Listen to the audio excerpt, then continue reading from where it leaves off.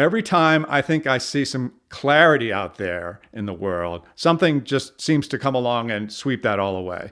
We're seeing more and more what I believe to be bizarre populist takes on a variety of issues. I'm going to focus mostly on Tucker Carlson because he just had a rant recently that I found to be extremely disconcerting. Now, to be clear, I think that most of what Tucker has done has been good.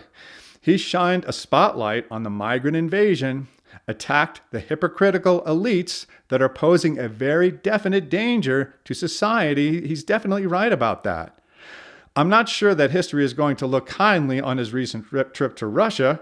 His fascination and apparent awe with things that were invented in America and are being adequately run, at least for now, by the Russians, it showed an almost childlike naivete, which for somebody with his reach is worrisome. But today I'm going to focus on an interview that he did castigating the entire libertarian view of the world. The only view, by the way, that is supported by logic, reason, and statistics. Anyway, take a look.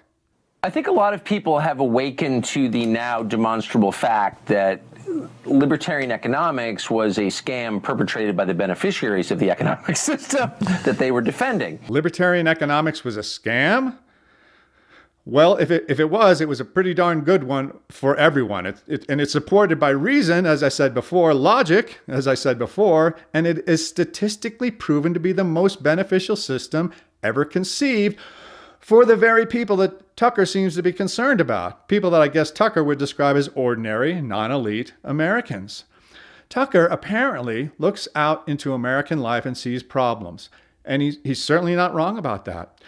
But when you're making decisions and pronouncements of this magnitude, you are obliged to have some kind of carefully thought out, well-reasoned, and statistically supported proof. Now, Tucker has a bit of a math problem. I posted a short recently that made fun of some preposterously obvious math errors made by some quote-unquote journalists. Bloomberg spent $500 million on ads. U.S. population, 327 million. Don't tell us if you're ahead of us on the math. He could have given each American $1 million and have had lunch money left over. It's an incredible way of putting it. It's an incredible way of putting it. It's true. It's disturbing. Now, before we get too self-righteous, we have to admit that a lot of us went into journalism in the first place because we were bad at math. Not good at math? Not able to figure out that $500 million divided among 327 million people does not equal $1 million per person? Come on, Tucker, please, look at the numbers. If you need to consult people who can do simple arithmetic, please do that too. But understand what you're talking about before you make this kind of commentary. Point number two. I think a smarter way to assess an economic system is by its results. So you can assign whatever name you want to the economic system of the United States. You could call it market capitalism.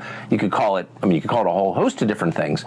But I don't think any of that's useful. Those are boring conversations. I think you need to ask, does this economic system produce a lot of dollar stores? And if it does, it's not a system that you want because it degrades people and it makes their lives worse. Dollar stores degrade people? What are you even talking about? I go to the dollar store all the time. I personally don't feel very degraded. You see these reading glasses that I have to use at my advanced age? I bought them at the dollar store. Anything that I can get, I buy at the dollar store. And so do a lot of people. This blanket pronouncement that it degrades people is completely subjective, incoherent, indefensible, and laughably ignorant. Does this economic system produce a lot of dollar stores? And if it does, it's not a system that you want because it degrades people and it makes their lives worse and it increases exponentially the amount of ugliness in your society. And anything that increases ugliness is evil. Anything that increases ugliness is evil. What? First of all, dollar stores are not supposed to look like the Taj Mahal or the Kremlin. They serve a very specific purpose, and they do it very well. They make people's lives better, not worse. You don't want to shop at the dollar store? Don't shop at the dollar store. But to say that people, and this is what he's saying, should not have the option is bizarre. Like I said, Tucker recently went to Russia and did an interview with Putin. I don't have a problem with that. He can interview whoever he wants.